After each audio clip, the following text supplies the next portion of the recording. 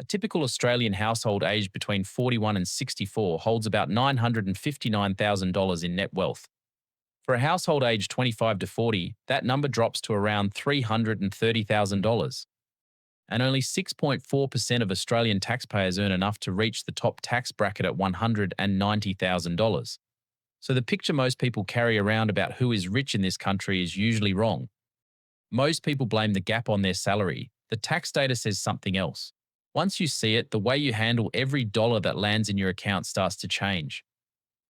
The Australia Institute looked at tax office numbers by income group. It found that Australians earning more than $1 million a year got only 18% of their income from a salary or a wage. For people earning up to $60,000 a year, that number was 73%. The households at the top are paid by the things they own: dividends, money from trusts and partnerships, capital gains, rent. Their money was sent out to work years ago. Now it reports back every year, whether they show up to an office or not. Compare that with where most households sit. Over the March quarter of 2026, Australians saved 6.2% of their take-home pay. The average person holds about $40,617 in savings they can actually reach. That is why a pay rise so often disappears within 3 months. Money comes in, life gets more expensive to match, and nothing turns into something that pays you later. Meanwhile, the top 20% of Australian households hold roughly 62% of all household wealth, and the reason is plain. Assets keep growing once you buy them. Wages have to be earned again every single fortnight. So here is the first thing the top 1% do differently, and it costs nothing to copy. They track net worth. Net worth is simple: everything you own minus everything you owe. Check it on the same day each month. Your salary shows what passed through your hands. Your net worth shows what you kept. Once that number becomes the score you watch, your spending starts to answer to it. Most people never write that number down, so they never see it move. Writing it down once a month turns a vague feeling about money into something you can steer. The second habit is the order money moves in. Most people pay the bills, buy the food, enjoy the weekend, and invest whatever is still sitting there at the end. Wealthy households flip that order. A set amount leaves the account the day the pay lands, and everything else works around what is left. Before buying any asset, clear any debt charging more than the return you expect. Wiping a card at 21% is a guaranteed 21%, and no share portfolio can promise you that. Super is where that flip does the most work in Australia, and the numbers changed on the 1st of July 2026. The before tax cap is now $32,500 for the 2026 to 27 year, up from $30,000.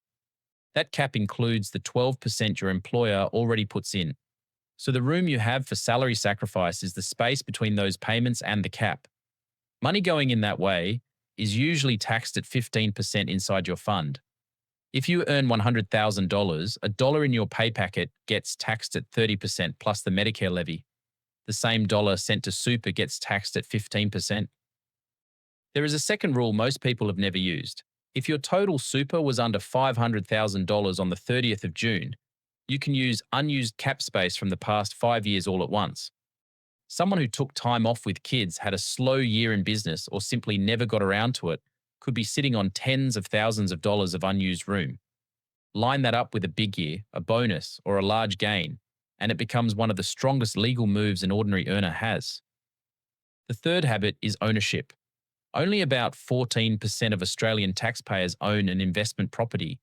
Owning shares outside super is rarer still. Building income you never had to clock on for takes years, which is exactly why it stays rare. A low-cost index fund bought every month. Dividends set to reinvest on their own. An offset balance that later helps fund an investment loan. None of it looks exciting, and all of it grows while you sleep. Put $500 a month into a spread-out fund for 25 years at an average return of 7%. The balance lands near $405,000, and you only put in $150,000. The rest was growth sitting on top of earlier growth, and all it needed was time. The fourth habit is treating tax as a set of rules to plan around. For 2026 to 27, the first $18,200 is tax-free. Income up to $45,000 is taxed at 15%. Up to $135,000 it is 30%. Up to $190,000, it is 37%. Above that, it is 45%, plus the Medicare levy. Wealthy households plan around those lines all year. They choose when to sell an asset, which partner holds it, when a deduction lands, and how much cap they use before the 30th of June. The Grattan Institute found that 28.2% of taxpayers in the top 1% reported a capital gain in a year. The typical gain at that level was $54,200. For a typical taxpayer, it was $1,900. Here is where 2026 gets serious, because the rules are changing. The 50% capital gains discount is being replaced. That is already law, and it starts on the 1st of July 2027. Instead of halving your gain, you lift your purchase price in line with inflation and pay tax on the real profit, with a minimum tax rate of 30% on gains from that date. From the 2027 to 28 income year, negative gearing on existing homes bought after 7:30 p.m. on budget night, the 12th of May 2026, is limited. Those losses can only be claimed against income from residential property.